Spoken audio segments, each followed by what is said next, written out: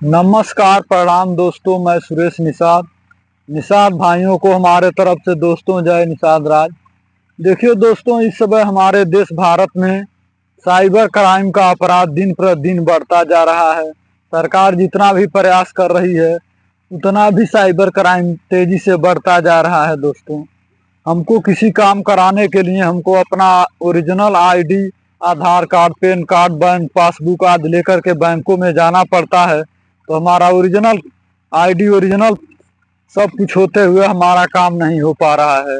और साइबर अपराधी 5 मिनट के अंदर नया सिम, हमारे नाम से नई सिम, नया आधार कार्ड, नया पैन कार्ड, बैंक पासबुक सारा कुछ कैसे बना ले रहे हैं।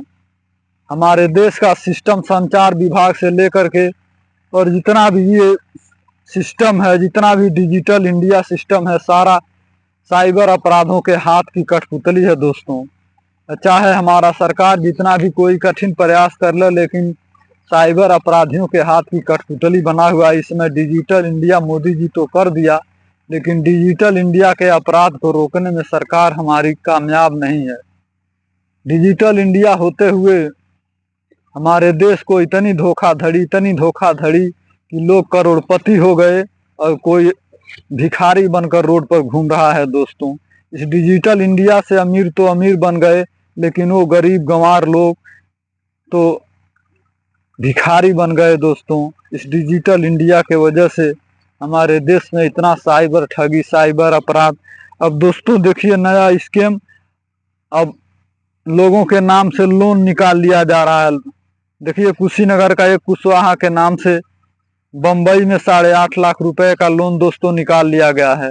वो कुछ नहीं जानता है, और उसके घर पर जब सूचना आई तब उसने जाना कि हमारे नाम से 8.5 लाख रुपए का loan central bank of India जो बम्बई से निकाला गया है। आदमी रहता यहाँ है, बम्बई से निकाल लिया जाता है लोन।